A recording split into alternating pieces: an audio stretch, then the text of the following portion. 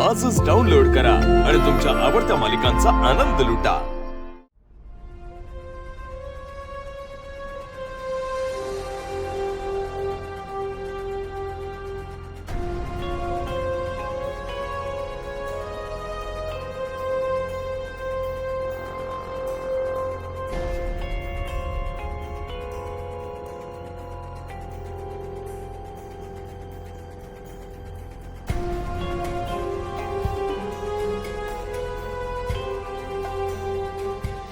तुला किती वेळा सांगायचं माझ्या रूम मध्ये यायचं नाही ते?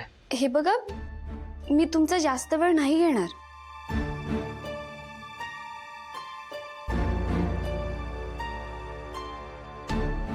मला तुला 1 मिनिट सुद्धा द्यायचं नाहीये, मला काही बोलायचं नाही। बोलू नका, पण बघू तर शकता ना?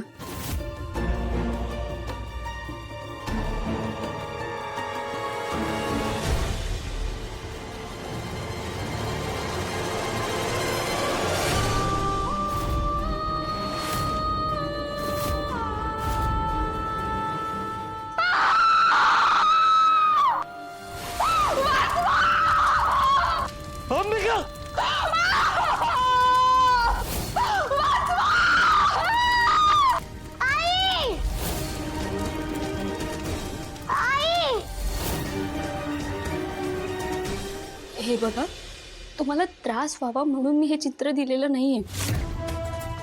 आता या क्षणी आपण फक्त वेदाचा विचार करायला हवा। तिच्यासाठी म्हणून तुम्ही दुसरं लग्न करायला तयार झालात ना? मला माहितीये तुम्हाला असं वाटतं की मी तुमचा विश्वासघात केला, पण मलाही तसंच वाटतं की मी माझं कर्तव्य पूर्ण केलंय। फक्त लग्नात काय घडलं, का घडलं, बरोबर आहे की चूक हे काळच ठरवेल, पण तोपर्यंत आपण आपला विचार न करता वेदाला काय वाटतं हा विचार केला पाहिजे। माझी अशी अपेक्षा नाहीये की तुम्ही मला पत्नी म्हणून मिरवावं किंवा तो मान मला द्यावा, नाही। पण वेदासाठी म्हणून आपण तिचे आई बाबा म्हणून राहू शकतो ना? हे बघा, आज जर तुम्ही या पूजेला आलात ना, तर सगळ्यात जास्त आनंदी वेदा असेल। मलाही तुमचं ते बाप लेकीचं आधीसारखं नातं बघायचं, आणि कदाचित त्याची सुरुवात या पूजेपासूनच होईल। माझ्यासाठी नको, पण वेदासाठी म्हणून तुम्ही या पूजेला यायला हवं।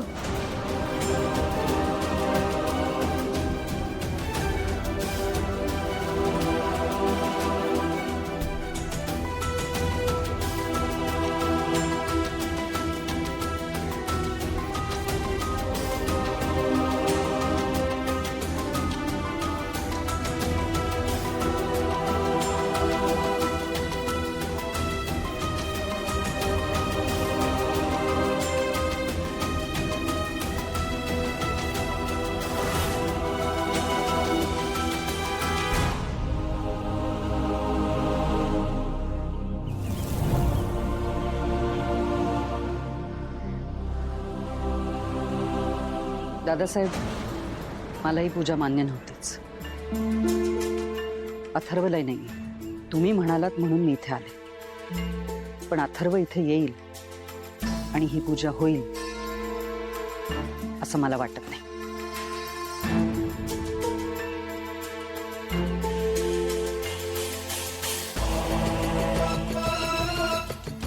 नाहीच येणार।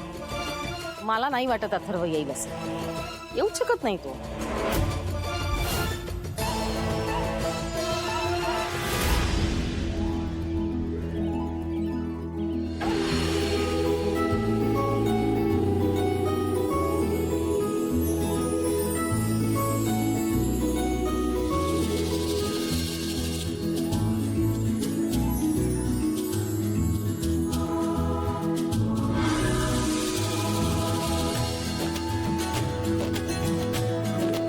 रामपुरींच्या प्रथेनुसार नव्या नवरीने तुळशी वृंदावनाला 3 प्रदक्षिणा करायच्या,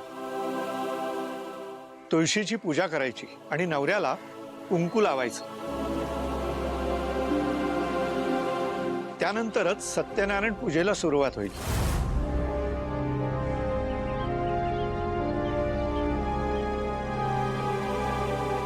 गुरुजी, मुळात हे सगळं ना अथर्वच्या मनाविरुद्ध चाललंय. ज्याला लग्नच मान्य नाहीये तो कशाला येईल पूजेला?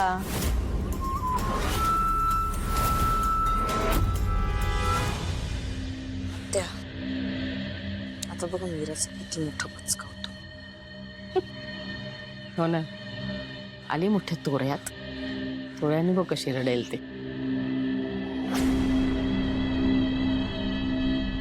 It's too late. I don't think आता अथर्व येईल.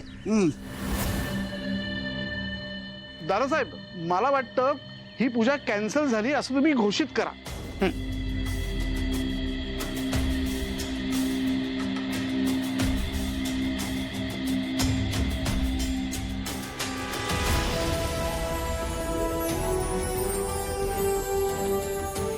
दादा आलाय.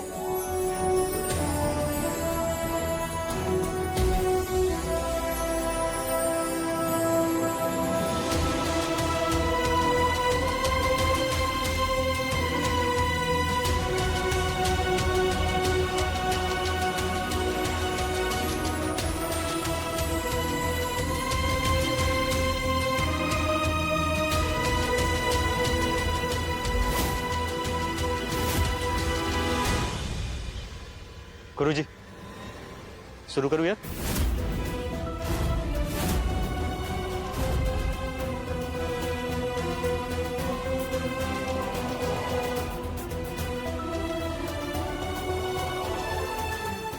बाबा, मीरा जे बोलली ना ते तिने करून दाखवले.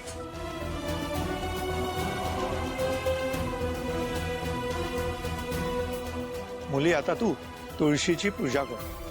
गंध फुल वाहा, पाणी घाल आणि मग प्रदक्षिणा कर.